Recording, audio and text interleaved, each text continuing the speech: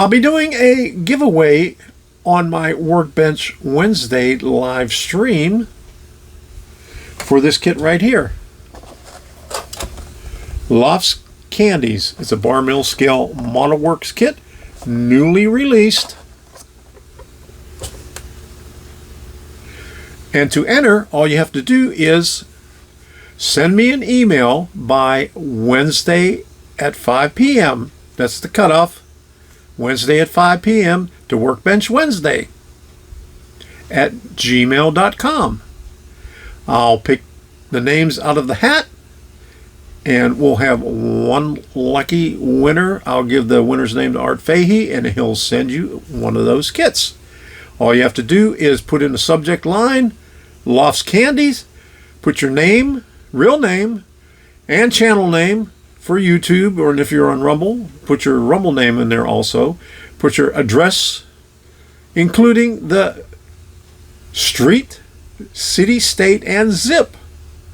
And I'll send you an email confirmation letting you know that you're in the drawing. So I'm going to show you how I built this right now. And this is the kit right here. This is the finished model that I did. It comes with a resin sidewalks, awnings, detail on the roof, detail on the front that you can make it into a hardware store also, and a nice looking storefront. And I'll show you some better pictures of it coming up.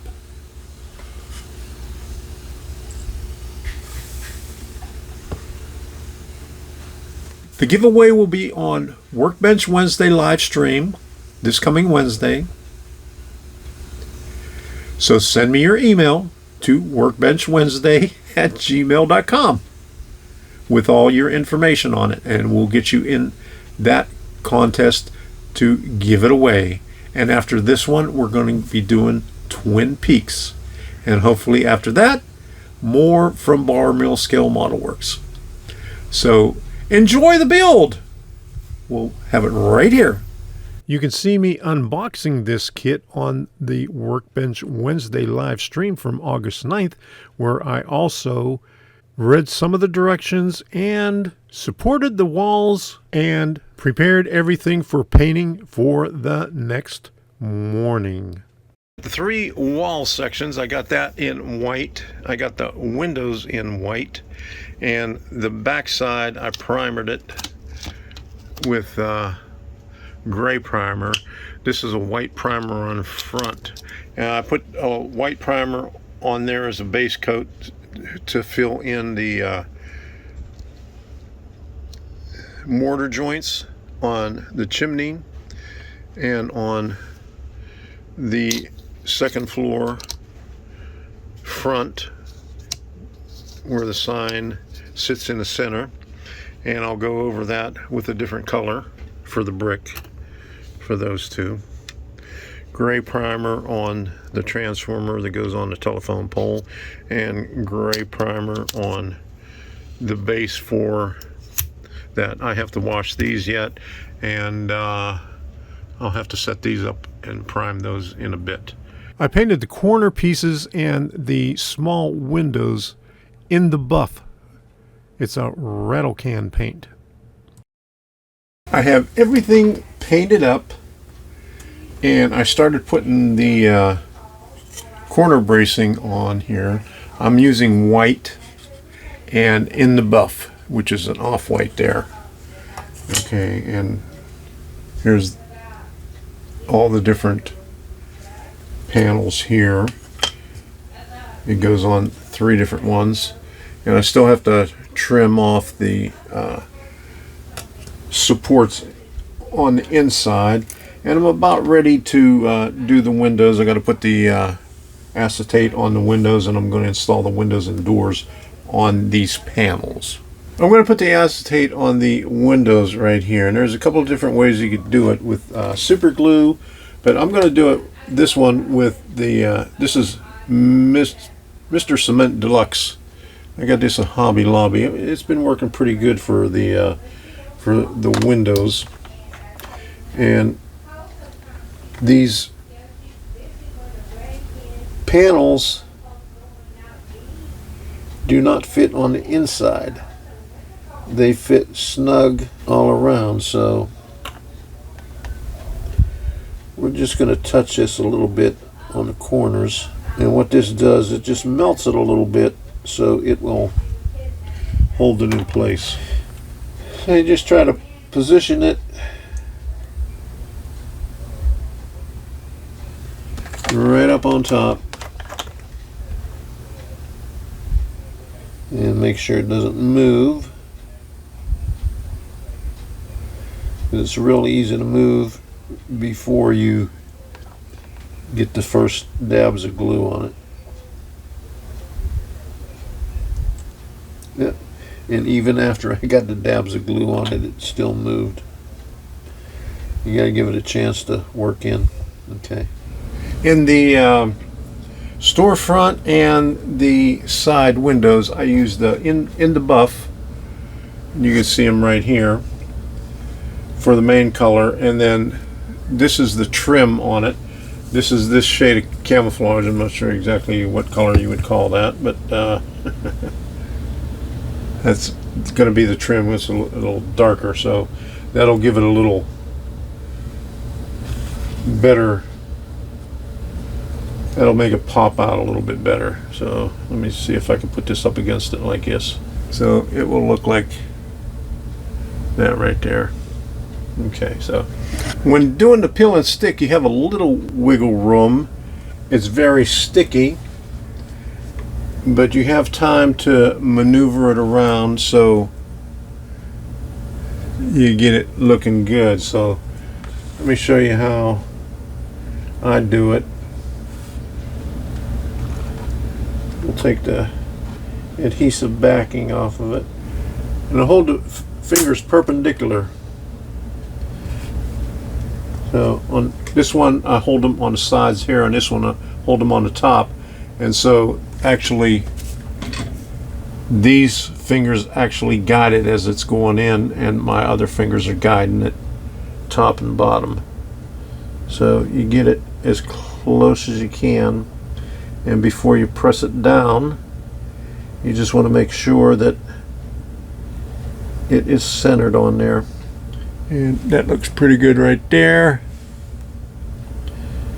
We'll just take a real good look at it and just press it down. And that's it.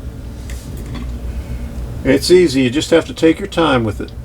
When you take your time, you'll have good results. Since this is peel and stick, it made it easy to add a little bit of bracing, and you can see how I put the bracing on it here. This will extend over to where the 5/32 one is. I can't put anything on this side because this is where the corner where the bracing will be on this side here, but this will extend up above it, so I'll be able to glue this above that. Well, it held it in place. Okay, so learn something new every day. It's not really bonding in it. It melted the plastic so it would stick to the wood, painted wood surface.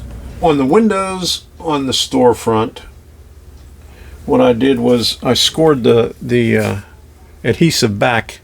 So I left some of the adhesive, the protective paper on the back before I put the window in there. And you can see I still left the coating on the back of the window. I'll take that off later. But this will make it easier to set this in place. So if I would have taken that all the way down to the bottom, it would be sticking to my finger when I'm trying to place it in between these two pieces to build the storefront.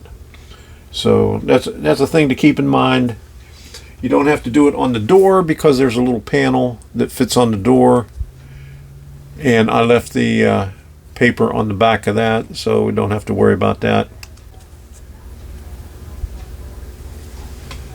but on the other windows you don't have that option, so you just leave the paper on the back of it so it doesn't expose the adhesive. We're going to add a little bit of glue to the tabs and then just hold them in place until they're dry. And I'll put a little bit more towards the back of it so it doesn't seep out in the front. And I'll do this on the glass so we don't stick it to the cutting pad. And if there's any glue that comes out, then we'll just be able to wipe it. And there's like a little play in there, so you got to try to just center it. And you just put a little bit, like I said, you just put a little bit on the front of the tab, because you don't want too much of it coming out, like I did right there. But we can always get that off of there. And we're going to align this with the top piece also, just to make sure that that center one, because there's a lot of wiggle room in the door in the center, not so much on the windows on the side. So, and we'll set it here. I'm not going to glue the top in yet. We're just going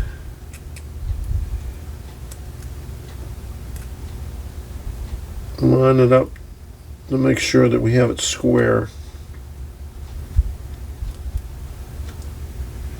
So I'm going to let the glue dry on the bottom before I glue the top in, and then we'll have to, these angle windows has a tab on the top, so we'll just slip it in on the top and then slide it in.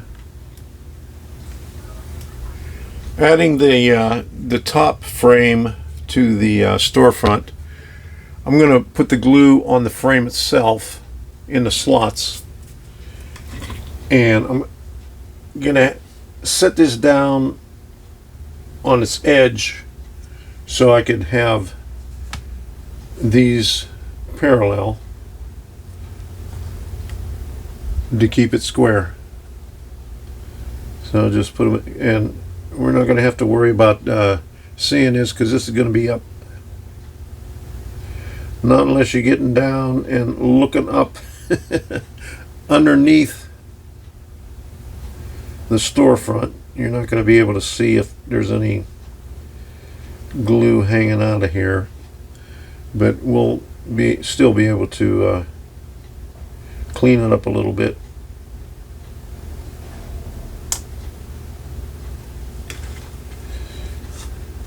And then once we get this dry, we'll put in the angles, the skinny windows. Alright, so I'll make sure I got them in all the slots, and then once they're in the slots, I'll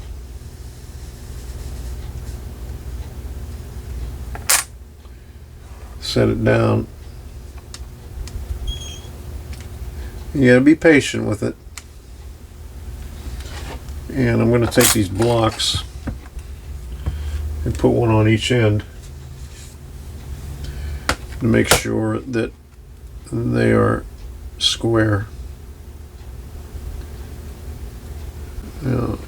Let's just see it like that. And we'll let that dry like that. And while we're waiting for the storefront to dry, we'll start putting the windows on the walls and the doors. We'll glue them in place. Make sure we figure out which side is the top and which side the bottom. And usually the top of it is, the top window is further in. We'll just take a little bit of the tacky glue and put it on the edge. You don't have to glob it all over the place. Just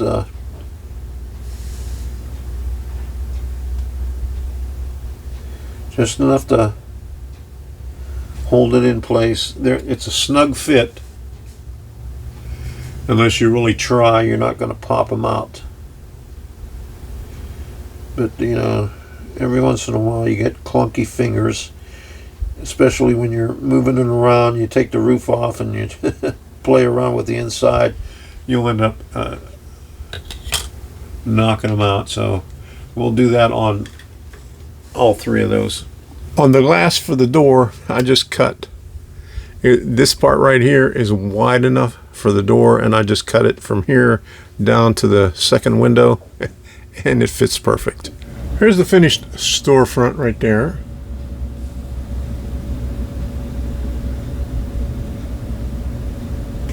These skinny windows have one tab on the top.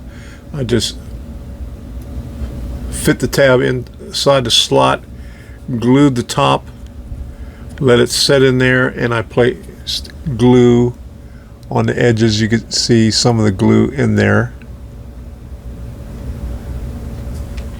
I have all the windows and doors in, and I glued the back.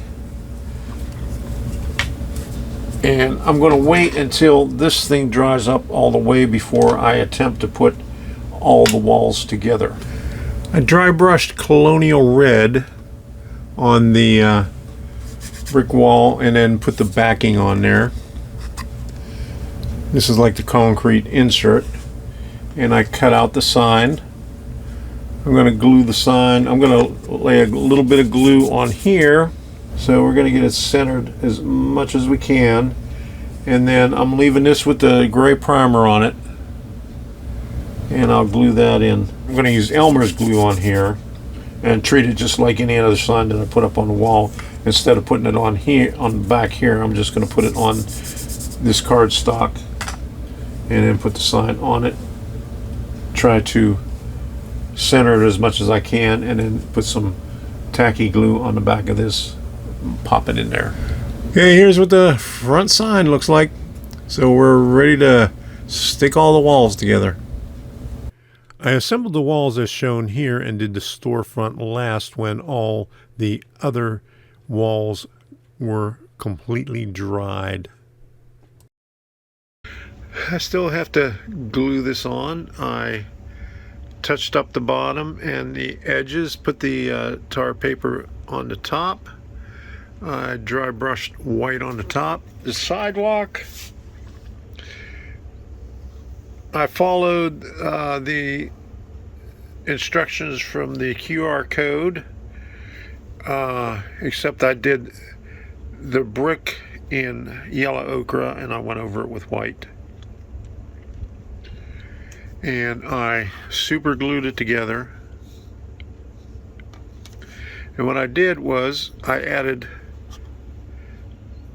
some interior detail. I took a photo of this is Walgreens in the 40s, and I glued it on the inside, and I put a LED in there. And also I put a 40 thousandths piece of styrene on the bottom to bring this up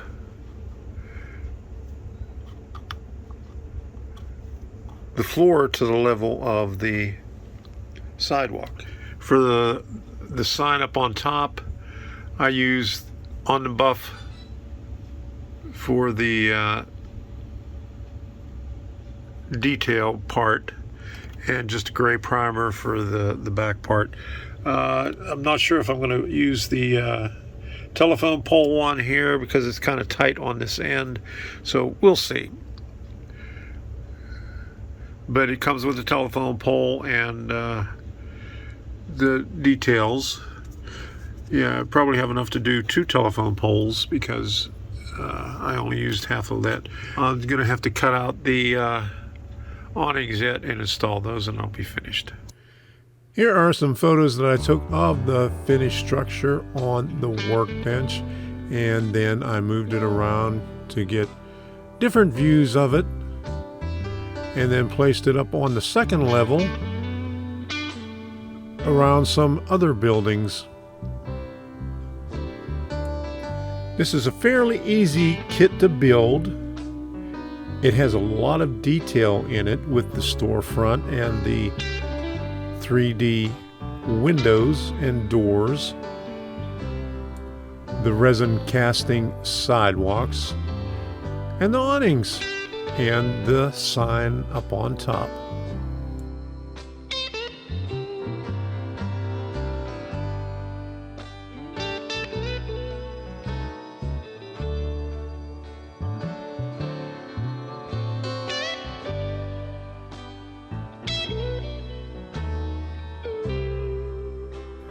And let's not forget about the telephone pole and this sidewalk resin casting.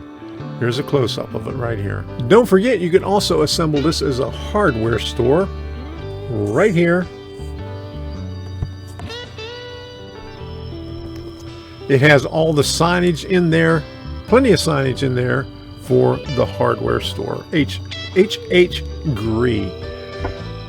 We'll be doing the giveaway on Wednesday live stream, where I'll also, after the giveaway, I'll start on this kit right here, Twin Peaks. I'll open up the box and read the instructions and prep it for building. I hope you enjoyed watching me assemble this as much as I enjoyed assembling it myself. Don't forget, after this premiere, we're going to be doing the live stream on Monday at 8 p.m. It'll be a little bit after this, so stay tuned for that. And I'll show you some clips that didn't make it into this video. You know, this is over 20 minutes long, so that's normally a little bit longer than what I usually do.